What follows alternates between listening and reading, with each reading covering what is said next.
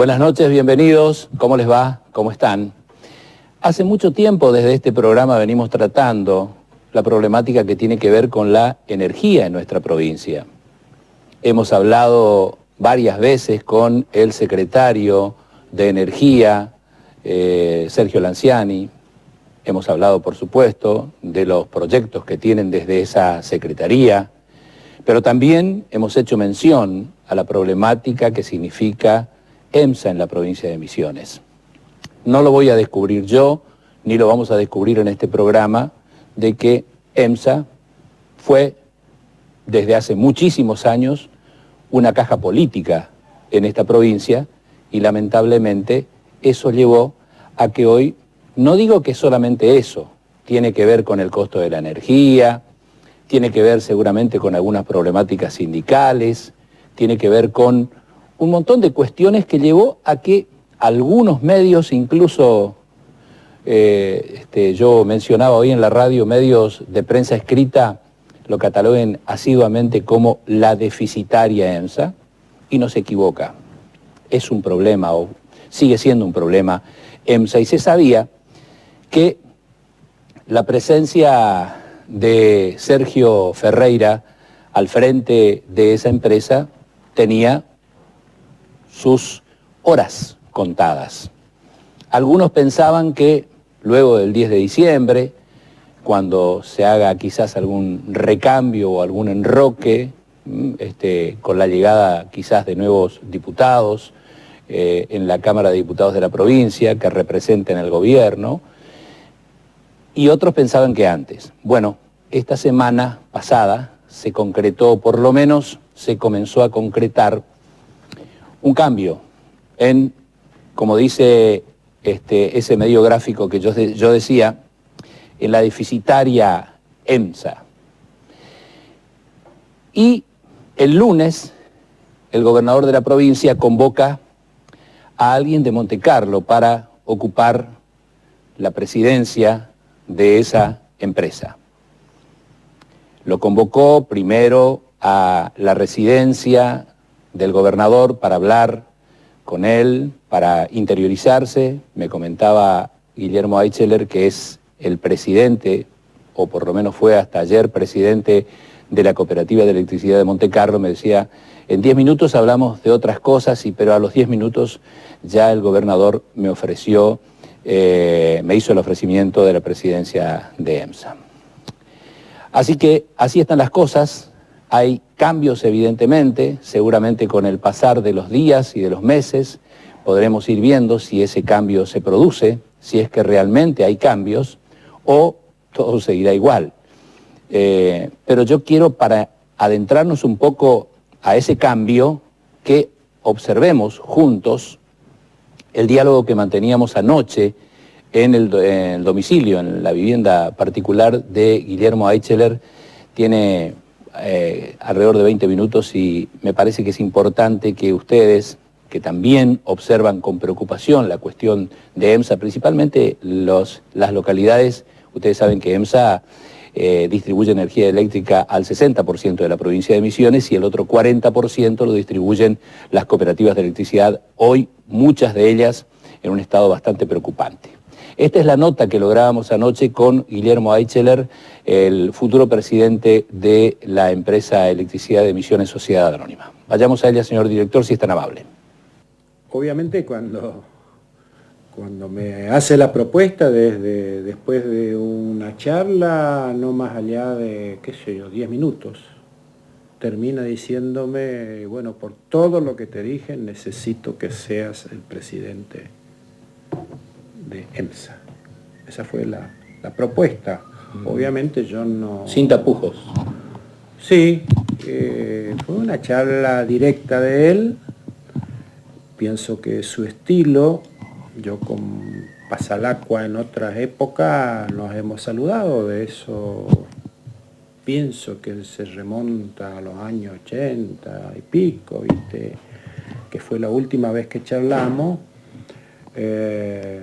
Y bueno, la charla de él así coloquial con alguien que no se vio después de tanto tiempo, y con una tranquilidad y transparencia de su charla, un poco me fue llevando al conocimiento de que me estaba ofreciendo algo que de pronto me quedaba muy grande, o me queda grande. Yo no sé todavía todo esto, pero me dio tiempo, eso fue el lunes, la semana pasada, me dio tiempo hasta el viernes me llama, le digo sí, y el martes estoy viajando a Posada para empezar a conocer lo que es la institución EMSA, más bien he buscado informaciones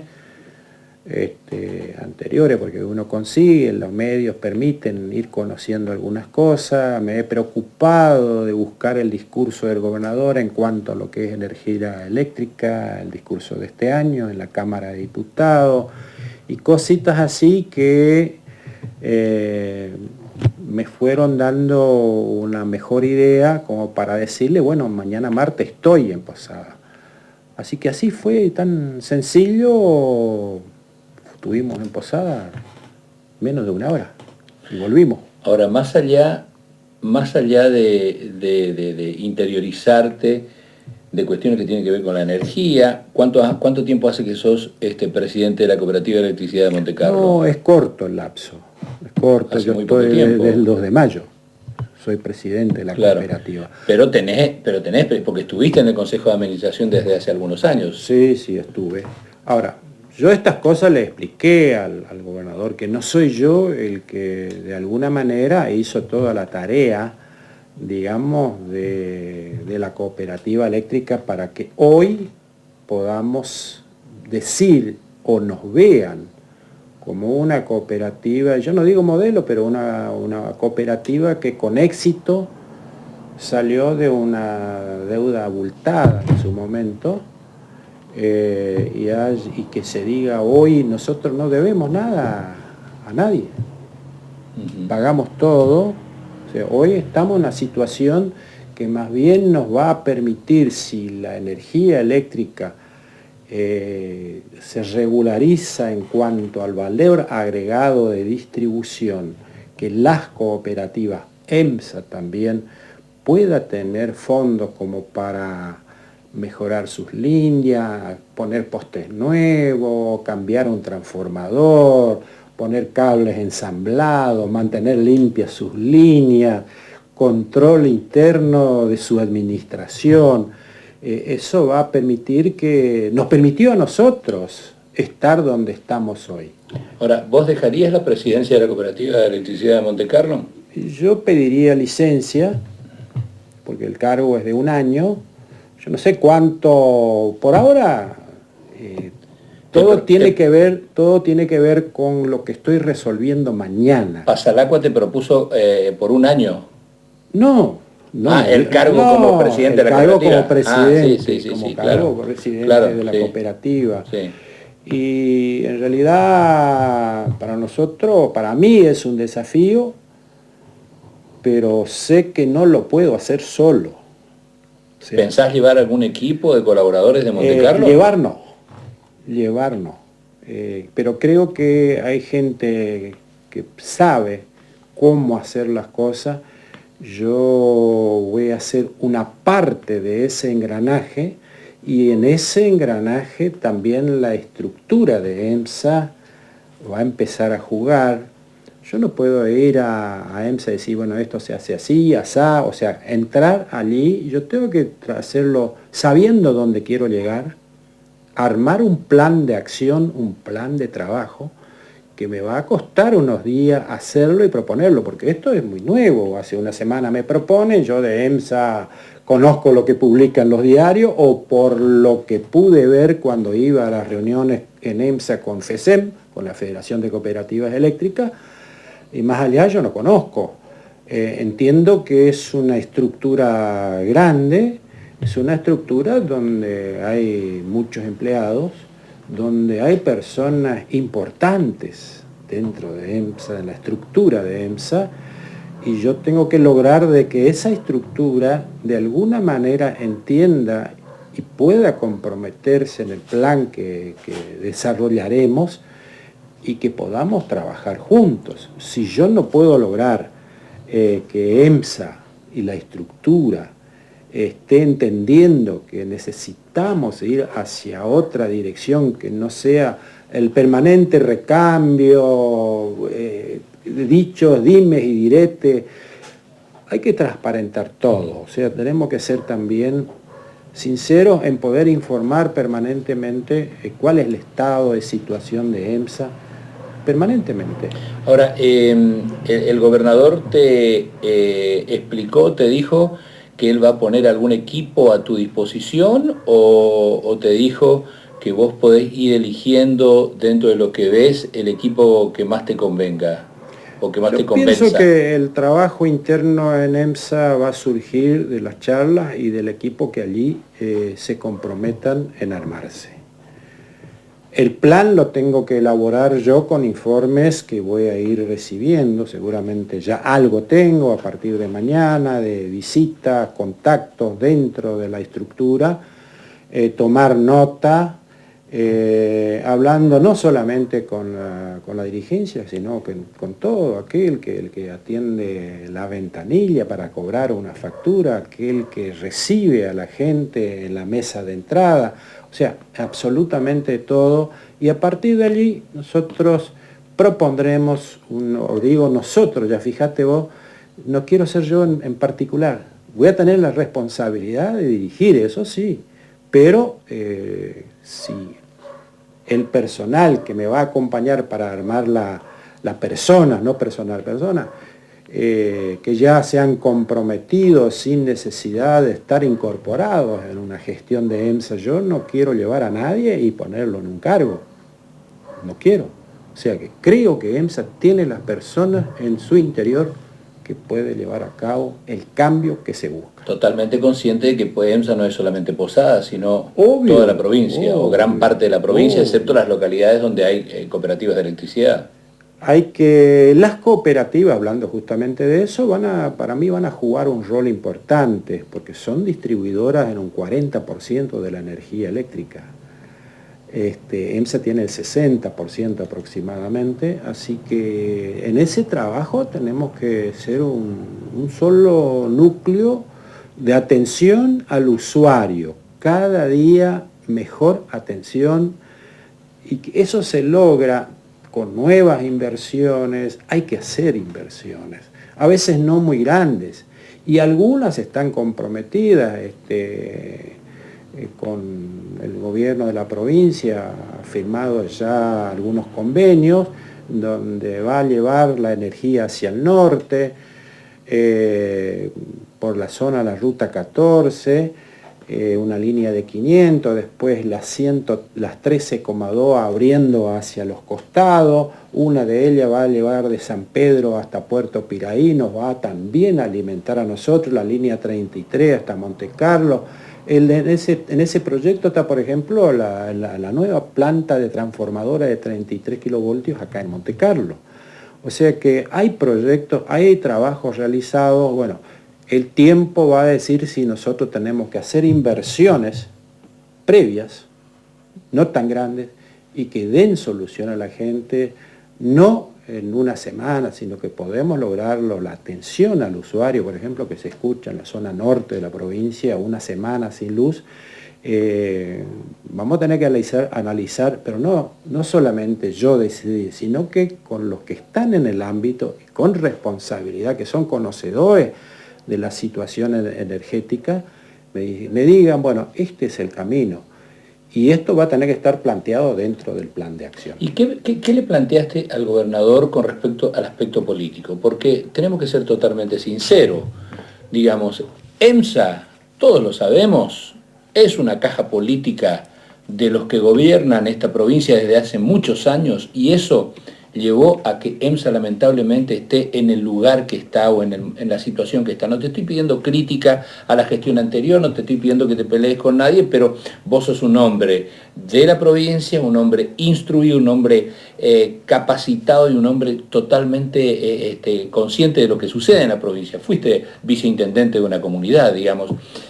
¿Qué te planteó con respecto a esa cuestión el gobernador de la provincia o qué le planteaste vos? Bueno, en la charla esa yo le conté de qué partido político era afiliado y le he dicho que hoy no estoy afiliado a ningún partido político. Y llegó un momento que me renuncié porque entendí de que la política, a mi entender, es un poco lo que hoy me propone el gobernador, de que el pluralismo esté presente, de que de alguna manera las personas que podamos ocupar un espacio y hacer algo por nuestra provincia, por nuestra comunidad, esa es hoy mi visión de la política. Así que él aceptó esto y con gusto me dijo, mira, creo que estás bien orientado. Ya en otra oportunidad, cuando estuve en una disertación en Oberá sobre el tema de nuestra cooperativa, la ministra de las cooperativas de la provincia me dijo, después de mi charla, me dijo, Guillermo, vos estás mejor orientado que nosotros. Y yo le tomé la palabra también a la ministra porque yo le reclamé más participación en la solución de los problemas cooperativos. Hay cooperativas que están muy mal. No hablemos solamente de EMSA. Eso es consecuencia de un trabajo no compaginado, no orientado, no de conjunto, porque la energía es una sola en la provincia. Y si nosotros podemos hacer cooperativa, EMSA, responsables de la Secretaría de Energía o la Secretaría de Obras y Servicios Públicos, Secretaría de Hacienda, todos tienen responsabilidades para que nosotros de alguna manera empecemos a pensar diferente.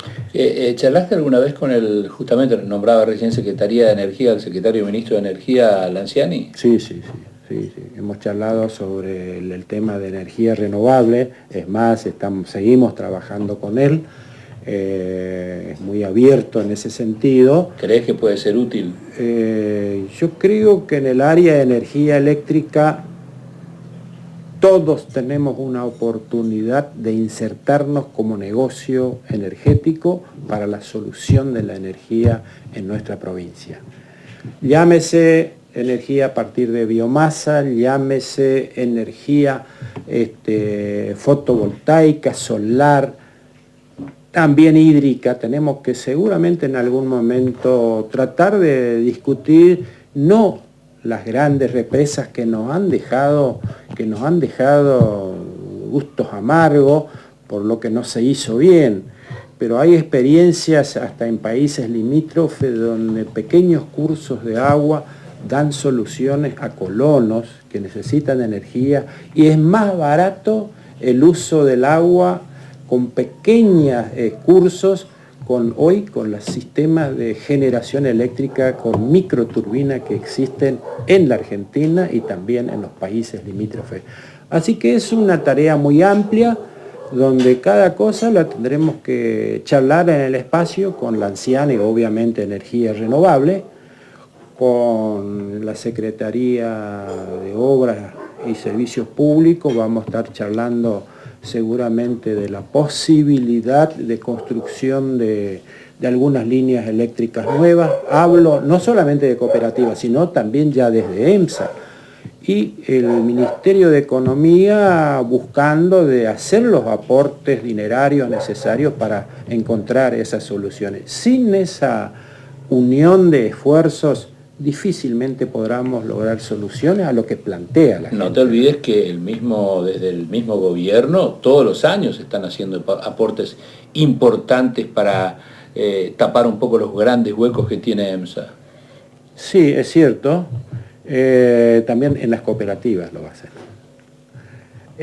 Probablemente nosotros desde nuestra cooperativa podamos decir que todo lo que hemos recibido en subsidio de distintas maneras, nos han servido y mucho para poder generar líneas nuevas, que lo estamos haciendo, barrios enteros que hemos construido nuevos. ¿Pero por qué? Porque la cooperativa invierte más allá de lo que no está ganando en la energía. La energía eléctrica hoy por hoy genera pérdidas a las cooperativas y genera pérdidas a EMSA.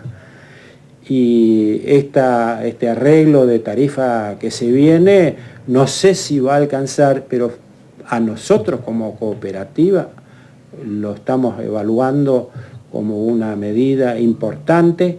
Sí tenemos que demostrar cabalmente de que lo que nos vaya sobrando vaya a energía eléctrica y no se desvíe a otros lugares, a otros espacios. Tenemos cooperativas prácticamente quebradas en la provincia de Misiones y no le ven la salida. Obviamente nosotros vamos a tener que ayudarlos para que esas cooperativas empiecen a ver hacia adentro dónde están sus problemas, porque nosotros hemos estado asesorando desde nuestra cooperativa a varias cooperativas y han tomado decisiones a partir de este asesoramiento que le permiten estar hoy un poco mejor. Seguramente habrá que trabajar mucho más. Y desde EMSA también las cooperativas van a tener que formar parte de alguna manera de esta decisión que estamos tomando en el ámbito energético provincial. Guillermo, ¿crees entonces, por lo que estoy charlando con vos, que la decisión del gobernador de invitarte o de proponerte presidir esta importante empresa de la provincia de Misiones no tiene que ver con la cuestión política ni con ninguna trayectoria política, sino que tiene que ver con tu trayectoria como administrador, como trabajador, como hombre comprometido con las instituciones que lo demostraste en Monte Carlo?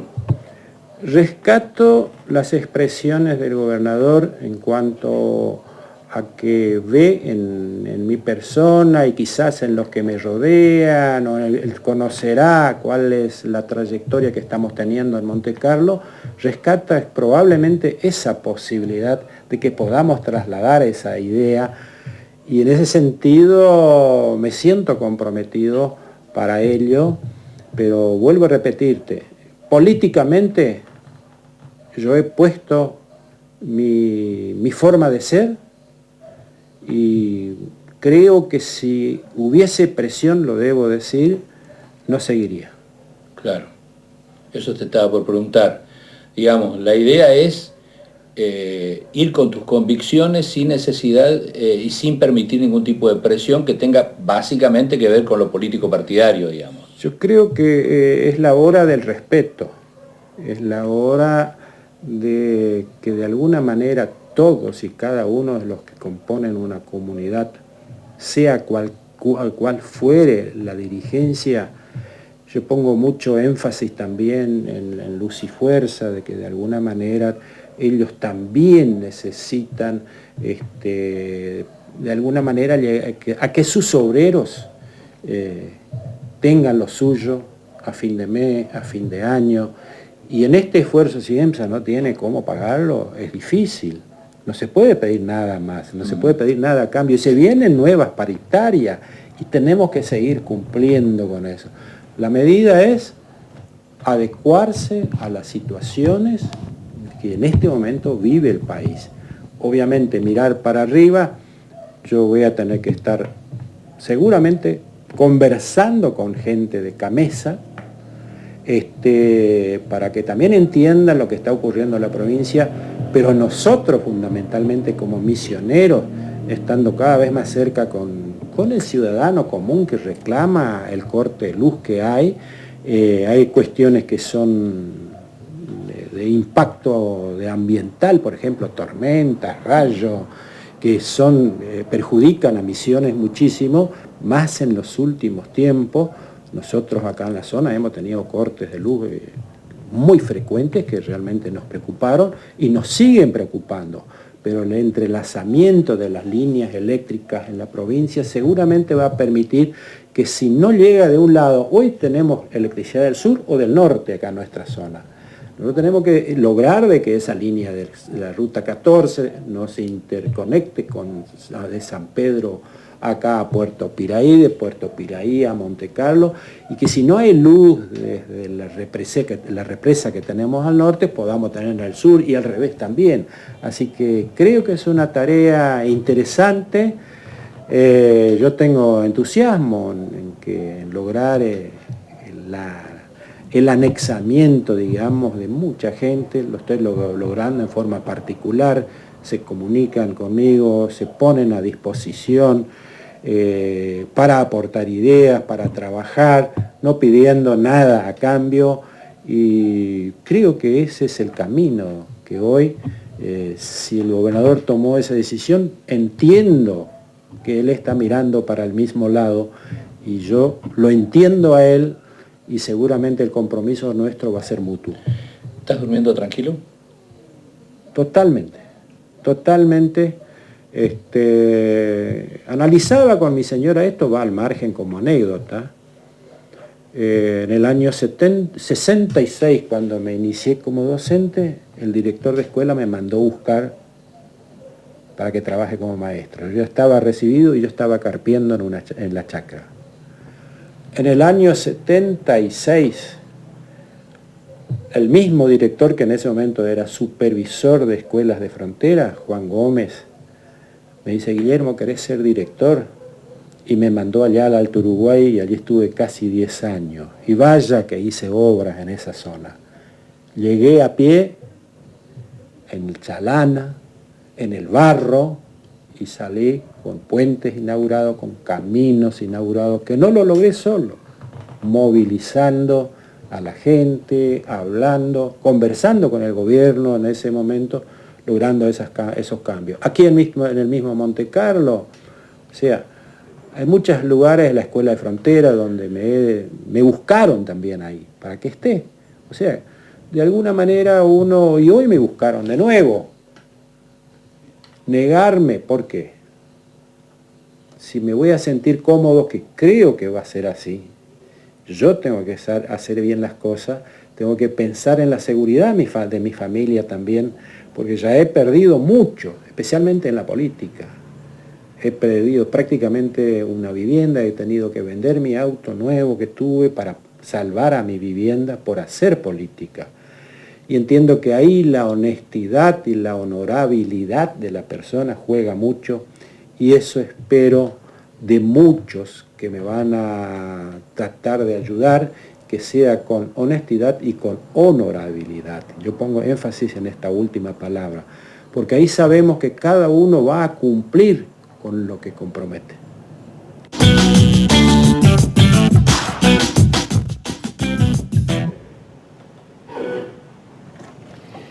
¿Qué palabrita utilizó Guillermo Eicheler? Buenas noches, Alicia. Sí, buenas noches, Pepe. Honestidad y honorabilidad, tan difícil encontrar hoy a personas al menos en el ámbito público, político, con esas virtudes, ¿no? Y para un cargo siempre polémico, digamos, ¿no? Un lugar bastante complejo. Fuera de grabación le preguntaba a Guillermo, tenés 71 años, le hice este gesto como diciendo, ¿para qué? Y porque siempre me comprometí con todo, me comprometí con la comunidad, me comprometí con la sociedad, y ¿por qué no comprometerme ahora con esto? Y bueno, es sin lugar a dudas, es una patriada la que va a ser.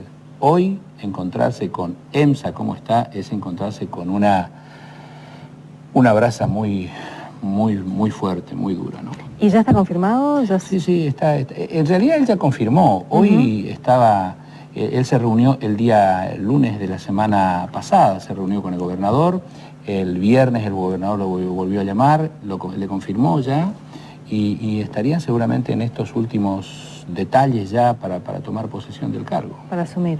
Para asumir. Bueno, cambiamos de tema. Hablamos de otra problemática, el trabajo infantil. Sí. A veces, y yo siempre digo, cada uno o cada sector cumple con determinadas responsabilidades o determinados papeles dentro de la sociedad.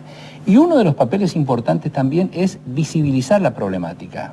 Podemos salir a la ruta, podemos luchar, podemos pelear, gremialmente hay muchos sectores que lo hacen, pero también hay otros sectores que visibilizan la problemática, principalmente en este caso de lo que vamos a hablar ahora, del trabajo infantil. Y Patricia Ocampo, que pertenece y es una de las fundadoras de la ONG Un Sueño para Misiones, está visibilizando esta cuestión. Te damos las buenas noches. ¿Cómo te va? Hola, buenas noches. Muchas gracias por la invitación. Con mucho gusto. Y la semana pasada, tengo entendido, se hizo un encuentro interesante en Buenos Aires, donde la gente que te acompaña o la gente que te apoya también estuvo ahí visibilizando ese problema, esa problemática. La semana pasada se hizo nada menos que la 4ª Conferencia Mundial de Erradicación del Trabajo Infantil, que nucleó a más de 150 naciones diferentes, ¿no? En ese encuentro había gente, primeros ministros de diferentes países, organizaciones sociales, después tuvo la OIT representada, UNICEF, bueno, todos nos encontramos hablando de esta problemática que no se da solamente en este caso en la yerba mate, sino que en diferentes países de diferentes formas, ¿no? Y en nuestro mismo país también otras problemáticas con otros productos, que también hay trabajo infantil. Claro, sí, obviamente. En nuestro país podemos encontrar en diferentes áreas. Nosotros por ahí, como hablamos más de lo rural, nos encontramos con el trabajo infantil en el limón, en la caña de azúcar, en el vino, en muchas áreas donde, bueno, en este tiempo de campaña de concientización, si se quiere, pero además de un proyecto de ley de certificación de productos, nos encontramos con otras problemáticas, ¿no? Que cuando salís fuera de la provincia a contar lo que pasa dentro de la provincia con respecto a la cosecha de la yerba mate, te encontrás con esto, que no pasa solo acá.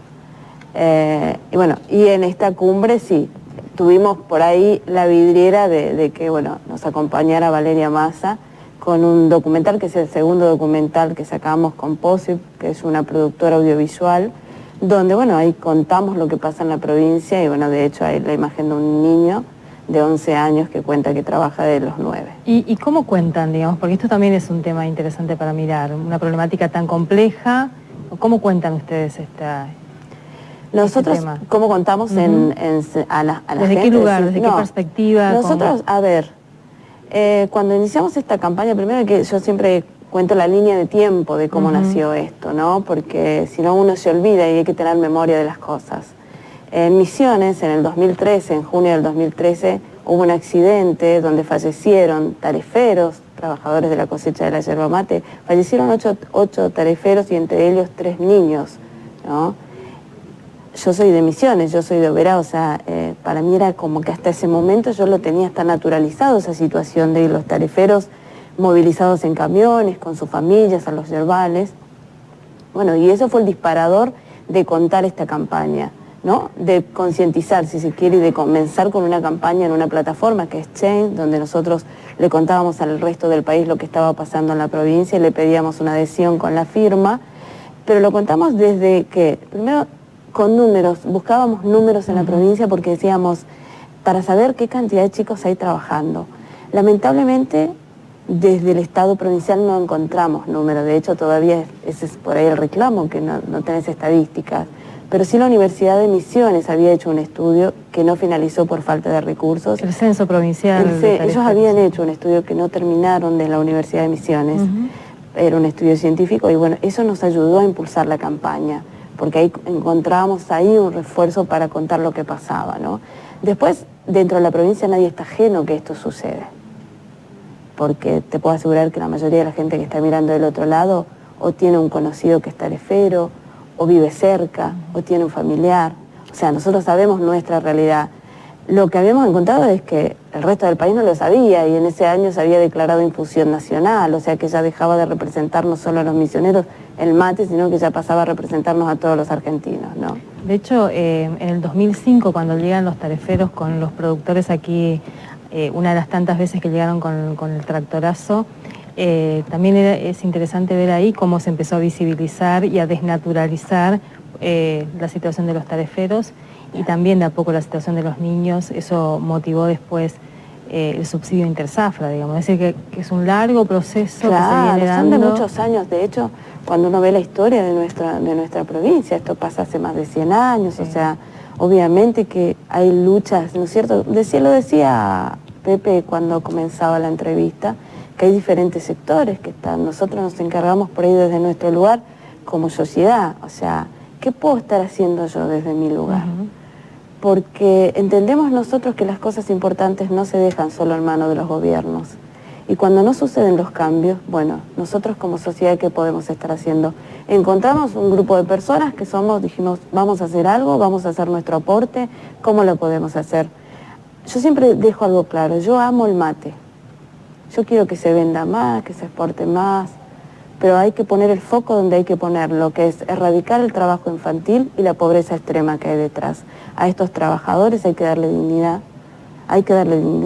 Son trabajadores que cuando van a las cosechas, cuando van a las chacras, cuando van a los yerbales, viven en situaciones, o sea, lamentables. No tienen baños, no tienen letrinas, si no están cerca de un arroyo no se pueden higienizar, hacen sus necesidades en el monte, o sea, eso se sigue repitiendo, no es que pasó hace 50 años, o sea, vas ahora y lo vas a seguir encontrando. Entonces, está nuestro deber también de ciudadanos. De hecho, en la zona de Monte Carlo es interesante también lo que visibilizaron desde después el sindicato de tareferos, sí, ¿no? Porque esta problemática, los campamentos esclavos que se denunciaron y se judicializaron, es decir, una problemática que está ahí interpelando todo el tiempo a la población. Totalmente.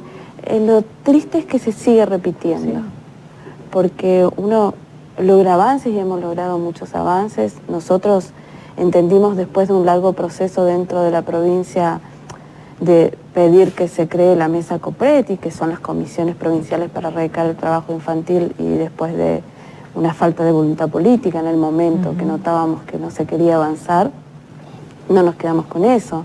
Nos fuimos a un proyecto de ley de certificación de productos, o sea, hacemos nuestro aporte. Ahora está en la gente también, ¿no? Siempre decimos que uno pone en valor algo y está en la gente también acompañar eso que hacemos, ¿no?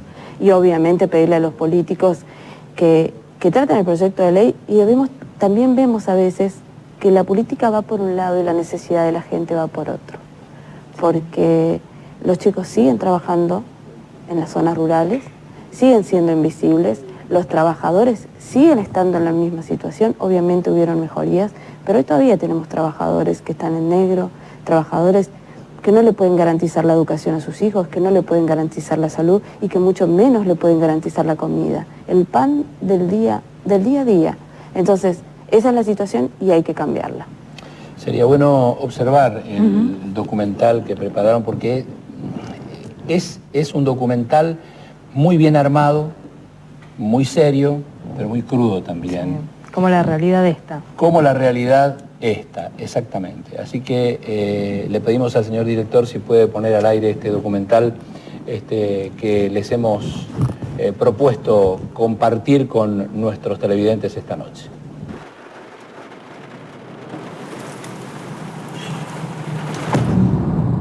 En julio de 2013, un camión vuelca en una ruta al norte de Argentina. 2 niños mueren al instante y varios quedan heridos gravemente. La noticia llega a los medios sin demasiada repercusión. Un accidente más, un conductor que se distrajo, los frenos que fallaron y el clima que no colaboró. Pero esos chicos que murieron no estaban yendo al colegio ni iban de vacaciones, estaban yendo a trabajar en los campos de yerba mate. Unos meses más tarde viajamos a Misiones y entrevistamos a trabajadores de la tarefa. Vimos cómo vivían, nos contaron que era normal ver a chicos trabajando en los campos de yerba y que nadie controlaba. A nosotros nos discriminan por ser terceros.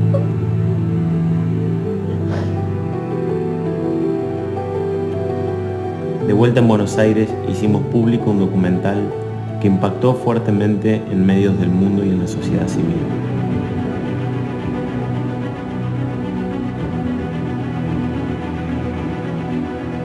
Varios líderes políticos y sindicales se comprometieron y nos prometieron cambios, pero pasó el tiempo y nada cambió.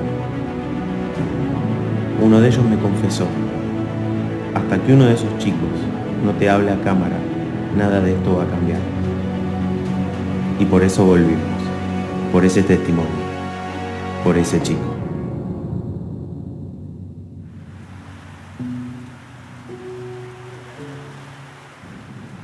¿A qué edad empezaste a trabajar? De los 9, ¿Desde los 9? ¿Y dónde trabajas? en la tarefa, de yerba. En la tarefa de la yerba. ¿Y por qué tuviste que salir a trabajar? Porque necesitábamos en mi casa ¿Qué estaban necesitando? y cosas, ropa, para comer. Todo eso. ¿Y para dormir, vos qué te llevas, tu colchón? Colchón, ropa y un plato y una cochera. ¿Y dónde dormís? Así en una cama. La armamos de tacuara. ¿Qué es tacuara? ¿Me contás? Para entenderlo. Tacuara es un palo así, ¿verdad? Y de ahí lo partimos por medio y de ahí le arreglamos. ¿Y hay más chicos ahí en la tarefa? Sí, ¿Hay muchos chicos? sí. ¿Y qué sueño tenés? De seguir trabajando, ¿Ese es tu sueño? sí.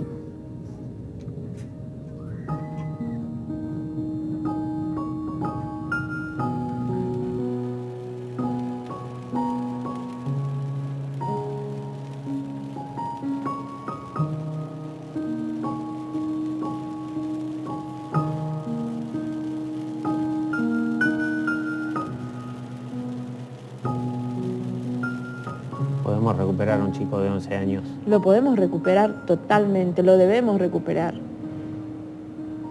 Lo debemos recuperar, lo tenemos que sacar y lo tenemos que hacer. Para eso están las instituciones, para eso está el Estado. Si nosotros entendemos que un chico de 11 años está perdido, estamos perdidos nosotros como sociedad. Porque ese chico de 11 años no eligió estar ahí, no decidió estar ahí. Entonces nosotros tenemos una responsabilidad ética, moral, como ciudadanos, de sacar a ese niño de ahí.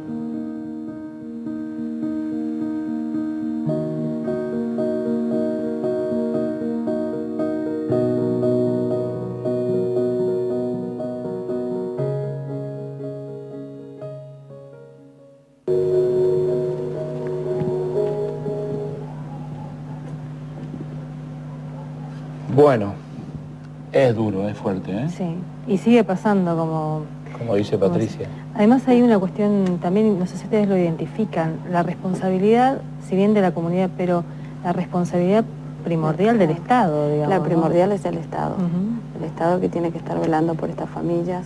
El Estado que, aparte de sacar a ese niño de ahí, o sea, tiene que haber un trabajo integral para contener a estas familias. Por eso creo que es un momento de diálogo. Y o sea, desde nuestra parte, desde el principio, intentamos acercarnos a las instituciones en Misiones, porque entendemos que lo podemos solucionar nosotros dentro de Misiones. Y hoy vamos a volver a comunicarnos con cada una de las instituciones, porque creo que es un momento donde se da el contexto también para seguir avanzando y cada uno poner de su parte para terminar con esto. Lamentablemente en estos años nos encontramos con puertas cerradas, con mails no respondidos, con teléfonos apagados. Y yo creo que hoy estamos viendo un niño de 11 años que está hablando y que de los 9 años está trabajando y que su único sueño es seguir trabajar. trabajando. Ahora, es un contexto complejo. Decía fuera de aire, nosotros venimos hoy de Oberá, de asistir a un grupo de familias que fueron criminalizadas por acercarse hasta la municipalidad de Oberá a pedir alimentos, y son todos tareferos, digamos. Es una locura. En una imputación, están en una causa penal, un grupo de familias. Entonces, la verdad que uno no ve que haya intencionalidad del Estado de reparar esta situación.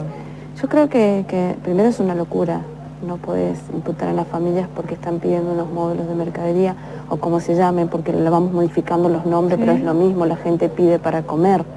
Entonces creo que ya hay que dejar de, y eso hablan muchos de pruebas pilotos, de ponerse a trabajar. Ayer ya lo hubieran hecho. Ya no se puede seguir teniendo pruebas pilotos, hay que juntarse, hay que trabajar y hay que terminar con esto, porque siguen las familias sufriendo, siguen los niños. Cada segundo que pierde la política en no tratar este tema, hay un niño que está perdiendo su oportunidad, primero de soñar, de educarse y de ser alguien en la vida. Entonces creo que hay una mayor responsabilidad. Y hoy nos demanda mayor responsabilidad a todos los que estamos frente a estas situaciones y principalmente al Estado. Y una cuestión ahí también en relación lo decíamos fuera de aire con Pepe, ¿cómo trabajan pensando un poco también en los derechos de niños, niñas y adolescentes? A veces el Estado llega con esa legislación y empieza a tipificar, decimos nosotros, delitos en una casa, digamos, en vez de ver la cuestión integral, y terminan criminalizando a los padres. Ese es un gran desafío, porque de hecho nosotros cuando iniciamos la campaña a veces te encontrás con esto, o sea, primero vas como, se rompe por el hilo más fino que es el padre, Sí. ¿no? Y los que conocemos, los que estamos cerca, sabemos, el padre lo lleva porque hay una situación económica. No nos olvidemos que cuando ves la distribución de la yerba, o sea, el que menos gana es el tarefero. O sea, aparte de no poder contener ni garantizarle a veces la comida día a Si no día. lo lleva, ¿a dónde lo dejan? Claro, por eso te digo, o sea, hay que entender el contexto. Entonces, también no darle una solución única al tema, porque lo sacás al chico, sí. De hecho, hay leyes que prohíben en Argentina que los chicos trabajen.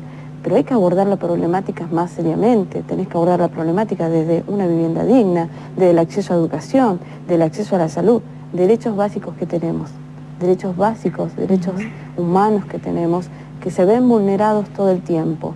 Y en esta familia, con más razón, todo, o sea, cada vez es más profundo, lamentablemente. ¿Cuál es el otro paso, Patricia, ahora, desde el trabajo de ustedes? Nosotros, en esta cumbre mundial que se hizo, Un Sueño para Misiones, junto a otras organizaciones de otros países, somos los impulsores de una plataforma global, ya, ¿no?, de asociaciones civiles que vamos a encarar para poder llevar estas luchas, ya sacarlas hasta del país, ¿no?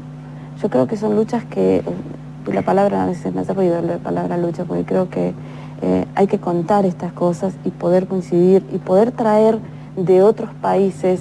Ya hay pruebas, hay programas, ¿no es cierto?, hay políticas implementadas en otros lados, poder traerla. Yo creo que ese es un paso nuestro. Después, comenzar a charlar, juntarnos. Nosotros vamos a llamar de nuevo a las instituciones. Creo que ese es el paso también que ya lo hicimos en una vez. Como te decía, muchas veces teníamos teléfonos que no nos atendían, mail no respondidos.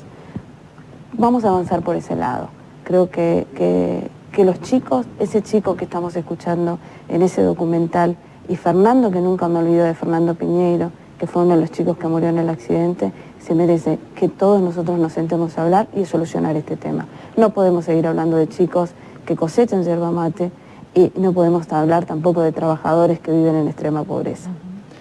Gracias por visitarnos. No, por favor, a ustedes por el espacio. Cuando volvamos, vamos a estar hablando con el secretario general de la CGT Seccional Misiones, José Milcíades Jiménez, acerca de la reforma laboral. Sí, entró al Senado. Entró al Senado. Vuelve al Senado del Congreso y con durísimas críticas de muchos sectores. Bueno, ayer hubo una marcha, sí, una movilización en la ciudad de Buenos Aires. Y el 6 hay una nueva marcha también convocada por CTA, ATE y otras centrales en todo el país y aquí en Misiones también. Va a haber repercusiones también en la provincia. Sí. Ya volvemos.